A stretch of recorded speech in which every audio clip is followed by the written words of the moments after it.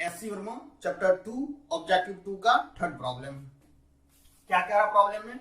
Let the angle between two non zero vector, दो non zero vector है और ये वेक्टर ए और बी है और इनके बीच का एंगल 120 है and its resultant B C, और इसका रिजल्टेंट सी है। ये वेक्टर ए है और ये वेक्टर बी है, इनके बीच का एंगल 120 है और इन दोनों का रिजल्टेंट सी है। C equal to A plus B. तो वेक्टर सी का मॉड सी होगा और ये हो जाएगा mod of A plus B. Mod of A plus B को क्या लिखेंगे?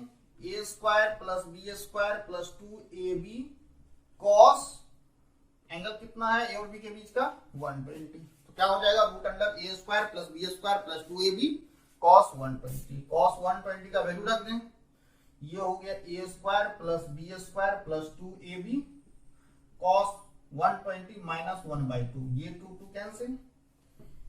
इसको क्या लिखेंगे? A square plus B square minus A B. अब ऑप्शन में देख पा रहे हैं ए माइनस बी है, ए माइनस बी है, तो कोशिश करते हैं इसको ए माइनस बी के टर्म में लिखने के लिए। तो ये हो जाएगा A square plus B square minus 2ab plus A B. Minus A B को हमने क्या लिखा? Minus 2ab plus A B. अब ये क्या बन गया? ये बन गया a माइनस बी का whole square plus A B, और ये A B not equal to 0, ये ए बी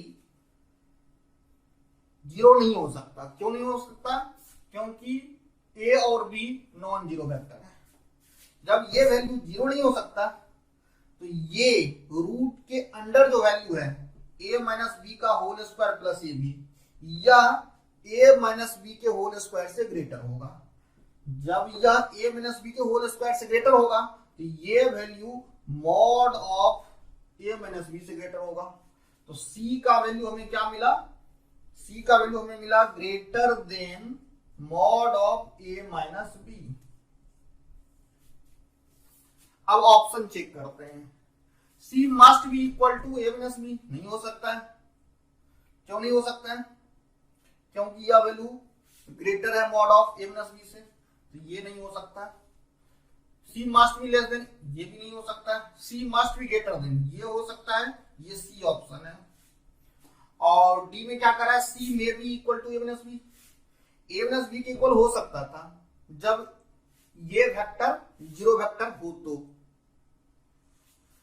तो ये नॉन जीरो वेक्टर है। जब नॉन जीरो वेक्टर है तो यह ग्रेटर होगा mod of a minus B से, तो c may be equal to a minus b, तो यह भी नहीं हो सकता। तो इसका आंसर मिलेगा